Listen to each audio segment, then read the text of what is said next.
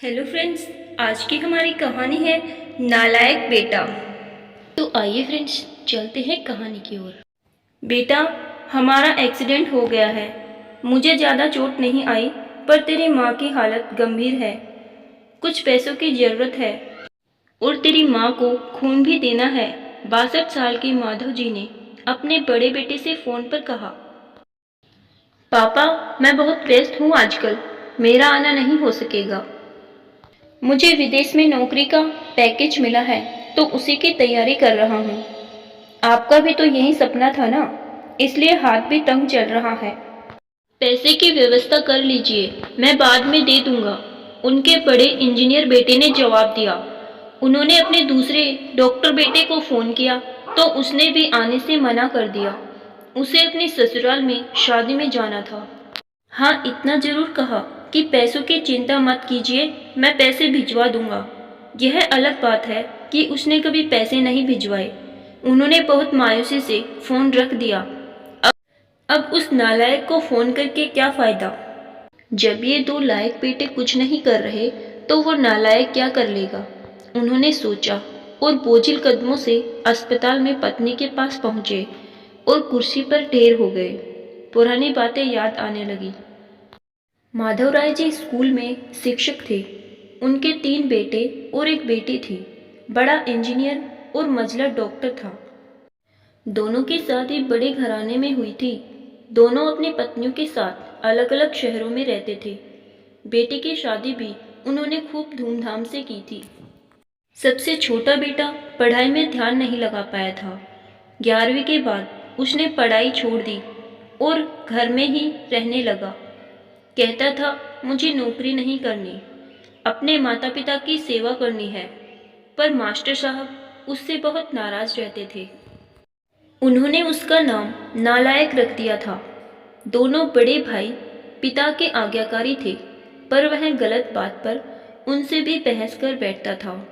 इसलिए माधव जी उसे पसंद नहीं करते थे।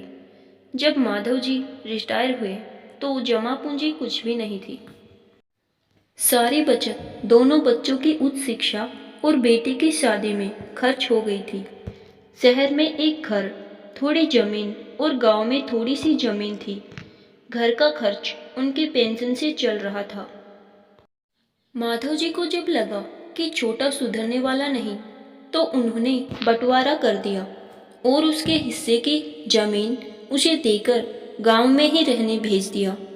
हालांकि वह जाना नहीं चाहता था, पर पिता की जिद के आगे झुक गया और गांव में ही झोपड़ी बनाकर रहने लगा। माधव जी सबसे अपने दोनों होनहार और लायक बेटों की बड़ाई किया करते थे। उनका सीना गर्व से चौड़ा हो जाता था, पर उस नालायक का नाम भी नहीं लेते थे। 2 दिन पहले दोनों पति पत्नी का एक्सीडेंट हो गया था। वह अपनी पत्नी के साथ सरकारी अस्पताल में भर्ती थे। डॉक्टर ने उनकी पत्नी का ऑपरेशन करने को कहा था। पापा, पापा, सुनकर तंद्रा टूटी तो देखा सामने वही नालायक खड़ा था।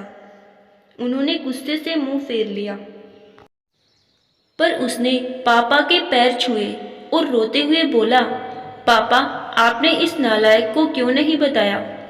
पर मैंने भी आप लोगों पर जासूस छोड़ रखे हैं। खबर मिलते ही भागा आया हूँ।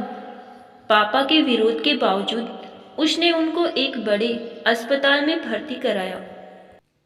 माँ का ऑपरेशन कराया, अपना खून दिया।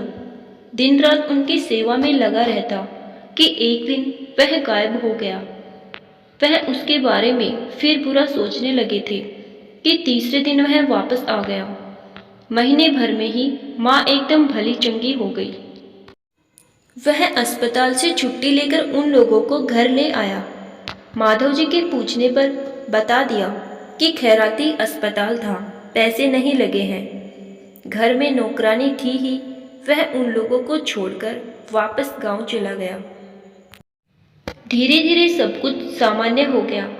एक दिन यूं ही उनके मन में आया कि उस नालायक की खबर ली जाए। दोनों जब गांव के खेत पर पहुंचे, तो झोपड़ी में ताला देखकर चौंके। उनके खेत में काम कर रहे आदमी से पूछा, तो उसने कहा कि यह खेत अब मेरा है। क्या? पर यह खेत तो। उन्हें बहुत आश्चर्य हुआ। हाँ, उसकी माँ की तबीयत बहुत खराब थी। उसके पास पैसे नहीं थे तो उसने अपने सारे खेत बेच दिए। वह रोजी रोटी की तलाश में अब दूसरे शहर चला गया है। बस यह झोपड़ी उसके पास रह गई है। यह रही उसकी चाबी, उस आदमी ने कहा। वह झोपड़ी में दाखिल हुए तो बरबस उस नालायक की याद आ गई। टेबल पर पड़े लिफाफा खोलकर देखा तो उसमें रखा अस्पताल का 9 लाख का बिल उनको मुंह चिढ़ाने लगा।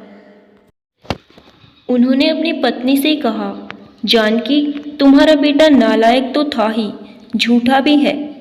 अचानक उनकी आंखों से आंसू गिरने लगे और वह जोर से चिल्लाए, तू कहाँ चला गया नालायक, अपने पापा को छोड़कर? एक बार वापस आ जा, फिर तुझे कहीं नहीं जाने दूंगा। उनकी पत्नी के आंसू भी बहे जा रहे थे और माधव जी को इंतजार था अपने नालायक बेटे को अपने गले से लगाने का। सचमुच बहुत नालायक था वो।